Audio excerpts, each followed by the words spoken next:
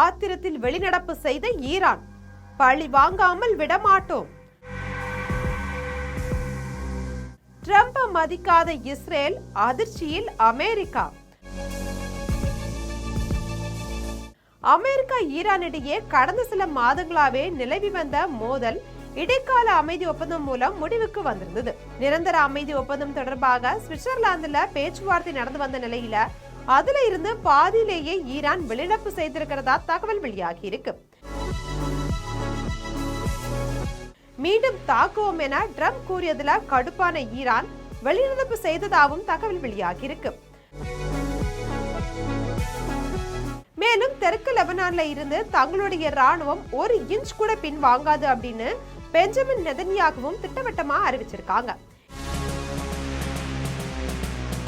இதனால மத்திய கிழக்குல இன்னும் கடுமையான போர் வெடிப்பதற்கான சாத்தியக்கூறுகள் மிக அதிகமாக இருப்பது போலதான் தெரியுது.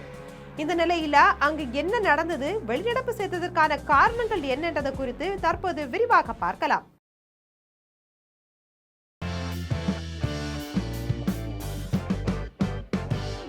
அமெரிக்கா மற்றும் ஈரான் நாடுகளுக்கு இடையே கடந்த சில மாதங்களாவே நீடித்து வந்த கடுமையான மோதல் போக்கு சமீபத்தில் இரு நாட்டு அதிபர்களுக்கும் இடையே கையெழுத்தான ஓர் இடைக்கால அமைதி ஒப்பந்தம் மூலமா தற்காலிகமா முடிவுக்கு வந்திருக்கு.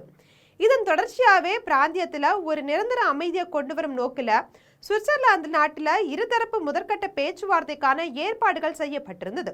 இந்த முக்கியத்துவம் வாய்ந்த உயர்மட்ட கூட்டத்துல அமெரிக்காவுடைய சார்பில் துணை அதிபர் ஜேடி வான்ஸும், ஈரான் தரப்புல அந்த நாட்டுடைய தலைமை பேச்சுவார்த்தையாளர் முகமது ஃபாகர் காலிஃப் மற்றும் வெளியுறவுத்துறை அமைச்சர் அப்பாஸ் அராக்சி ஆகியோர் தலைமையிலான குழுவினரும் பங்கேற்றிருக்காங்க. இந்த மத்திய கிழக்கினுடைய பதற்றத்தை தணிக்கும் ஒரு முக்கிய மைல்கல்லா இந்த சந்திப்பு பார்க்கப்பட்டுச்சு. இருந்தாலும் இந்த அமைதி பேச்சுவார்த்தை திட்டமிட்டபடி சுமூகமான பாதையில செல்லாம தொடக்கத்திலேயே பெரும் பின்னடைவை சந்திச்சிருக்கு. பேச்சுவார்த்தை மேசைக்கு வரும் முன்பே லெபனான் நாட்டுல இஸ்ரேல் நடத்தி வரும் தீவிர ராணுவ தாக்குதல்கள் குறித்து ஈரான் தன்னுடைய பலத்த கவலையை முன் வச்சிருந்தாங்க. ஏற்கனவே இரு நாடுகளும் ஒப்புக்கொண்ட 14 அம்ச இடைக்கால ஒப்பந்தத்தின்படி அனைத்து முனைகளிலும் முழுமையான போர் நிறுத்தம் கொண்டு வர வேண்டும் என்ற விதியை அமெரிக்கா செயல்படுத்த தவறிவிட்டதா ஈரான் பகிரங்கமா குற்றம் சாட்டினாங்க. லெபனான்ல இஸ்ரேலுடைய தாக்குதல்கள் முழுமையாக நிறுத்தப்பட்டா மட்டும்தான் மற்ற விவகாரங்கள் குறித்து தங்களால பேச முடியும் அப்படின்னு ஈரான் தூதுக்குழுவினர் ஆரம்பத்திலேயே தங்களுடைய கடுமையான நிலைப்பாட்டை திட்டவட்டமா தெரிவிச்சிருக்காங்க. சுமார் 80 நிமிடங்கள் நீடித்த இந்த ஆலோசனை கூட்டத்துல ஈரானின் பொருளாதாரத்திற்கு வலு சேர்க்கும் சில முக்கிய முன்னேற்றங்களும் எட்டப்பட்டிருக்கு. குறிப்பா ஈரான் மீது விதிக்கப்பட்டிருக்கக்கூடிய பொருளாதார தடைகளை நீக்குவது, வெளிநாடுகளில் முடக்கி வைக்கப்பட்டிருக்கக்கூடிய ஈரானின் சொத்துக்களை விடுவிப்பது மற்றும் அந்த நாட்டின் எண்ணெய் ஏற்றுமதி மீதான தடைகளை தளர்த்துவதற்கான ஒரு வரைவு திட்டம் ஆகியவை குறித்து விரிவாக ஆலோசிக்கப்பட்டிருக்கு. மேலும் கத்தார் நாட்டின் மத்தியஸ்த உதவியுடன் முடக்கப்பட்ட நிதியை திரும்ப பெறுவதற்கான ஏற்பாடுகள் குறித்தும் இருதரப்பும் விவாதிச்சிருக்காங்க.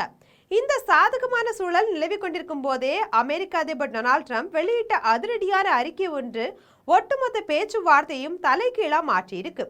லெபனான்ல செயல்பட்டு வரும் தன்னுடைய ஆதரவு அமைப்புகளை ஈரான் உடனடியாக கட்டுப்படுத்த வேண்டும் என்றும், தவறுனா மீண்டும் கடுமையான ராணுவ விளைவுகளையும் தாக்குதல்களையும் சந்திக்க நேரிடும் அப்படின்னு ட்ரம்ப் விடுத்த எச்சரிக்கை பேச்சுவார்த்தை அரங்கில பெரும் சலசலப்பை ஏற்படுத்தி இருக்கு. அமெரிக்க அதிபருடைய இந்த மிரட்டல் தொனிலான கருத்தால கடுமையான அதிருப்தியும் ஆத்திரமும் அடைந்த ஈரான் பிரதிநிதிகள் தங்களது எதிர்ப்பை காட்டும் விதமா பேச்சுவார்த்தையை பாதியிலேயே அரங்கிலிருந்து திடீர்னு வெளிநடப்பு செய்திருக்காங்க. அமெரிக்கா தன்னுடைய வார்த்தைகள்ல எச்சரிக்கையாக இருக்க வேண்டும் என்றும், ஈரானின் ஆயுத படைகள் எந்த ஒரு சவாலையும் எதிர்கொள்ள முழு பலத்துடன் தயாராக இருப்பதாகவும் ஈரானின் காலிஃப் எச்சரிச்சிருக்காங்க.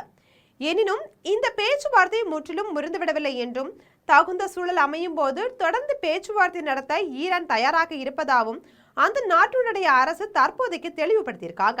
இந்த நிலையில இஸ்ரேலை பொறுத்தவரை பிராந்தியத்துல தங்களுக்கு அச்சுறுத்தலா இருக்கும் ஈரானின் ஒட்டுமொத்த வலிமையை குறைக்க வேண்டும் என்பதும், லெபனான்ல இருந்து தங்களை தாக்கும் ஈரான் ஆதரவு பெற்ற ஹிஸ்புல்லா அமைப்பை முற்றிலும் ஒழிக்க வேண்டும் என்பதும் முதன்மை இலக்குகளா இருக்காங்க.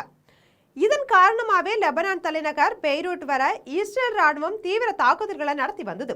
அமெரிக்கனுடைய இந்த புதிய அமைதி ஒப்பந்தம் தங்களது எந்த 2 இலக்குகளையும் பாதிக்கக்கூடும் என்பதால இஸ்ரேல் இதற்கு உடன்பட மறுத்து வராங்க. இந்த சூழல்ல சர்வதேச அழுத்தங்களுக்கு பதிலடி கொடுக்கும் விதமா தெற்கு லெபனான்ல இருந்து தங்களுடைய ராணுவம் ஒரு இன்ச் கூட பின்வாங்காது அப்படின்னு பெஞ்சமின் நெதன்யாகு திட்டவட்டமா அறிவிச்சிருக்காங்க.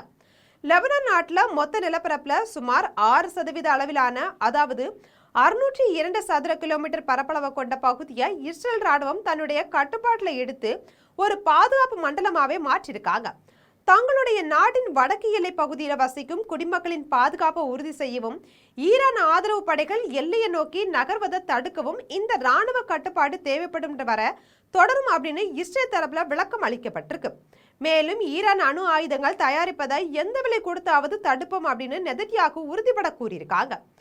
இஸ்ரேல் தனது பிடிவாதமான ராணுவ நிலைப்பாட்டை மாற்றிக்கொள்ளாவிட்டால் ஈரான் மற்றும் ஹிஸ்புல்லா அமைப்புகள் இதற்கு பதிலடி கொடுக்க முற்படும் அப்படின்றதால மத்திய கிழக்கு பிராந்தியத்துல மீண்டும் ஒரு கடுமையான போர் வெடிப்பதற்கான சாத்தியக்கூறுகள் மிக அதிகமாகவே தென்படுது. இது போன்ற உலக நிகழ்வுகளை உடனுக்குடன் தெரிந்து கொள்ள ஜெம் தொலைக்காட்சியுடன் எப்போதும் இணைப்பில் இருங்கள்.